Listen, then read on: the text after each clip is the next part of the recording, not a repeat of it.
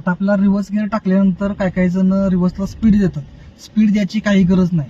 तर ज्या टायमाला आपण रिव्हर्स गिअर टाकलेला आहे त्या टायमाला क्लच फक्त हळूहळू सोडायचा. जोपर्यंत गाडी आपल्याला व्हायब्रेशन होत नाही तोपर्यंत क्लच आपला हळूहळू सोडायचा. स्पीड याची गरज नाही. जर गाडी पूर्णपणे हळूहळू क्लच व्हायब्रेट होत लागला तर गाडी आपली हळूहळू पाठीमागे जायला सुरुवात होत्या. जर काही जण अचानक स्पीड वाढतात त्यामुळे गाडी अशी चुकी जात्या, डावीकडे उजवीकडे फास्ट कुठेही जात्या. त्यामुळे आपण हाफ क्लच करताना पूर्णपणे रिव्हर्स टाकताना हाफ क्लच पूर्णपणे हळू करायचा, जेणेकरून गाडी आपली व्हायब्रेट होऊन हळूहळू पाठीमागे जाईल. जेणेकरून क्लच हळूहळू पूर्ण सोडायचा, सगळा पूर्ण सोडायचा नाही. जर क्लच सगळा सोडत गेला तर गाडी आपली एकदम फास्ट राहणार. कधी कधी आपल्याला फास्ट पाहिजे तर डाव्या नॉर्मली क्लच आत दाबायचा, जेणेकरून आपल्या गाडीची पूर्णपणे आपली गती कमी होत्या. हा, आता काही ना प्रश्न पडतो गाडी कुठल्या साईडला गेल्या कुठल्या साईडला वळत्या. समजा मला डावीकडे गाडी साईडला पाहिजे तर गाडी कुठल्या साईडला वळलं पाहिजे, डाव्या साईडला वळलं पाहिजे.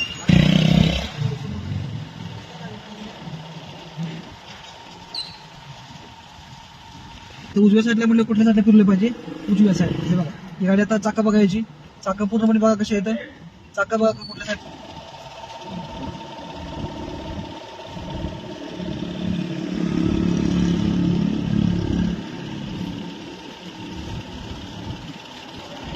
पण जर रिवर्स मारत गेला तर आपल्याला काहीच रिवर्सला प्रॉब्लेम येणार नाही.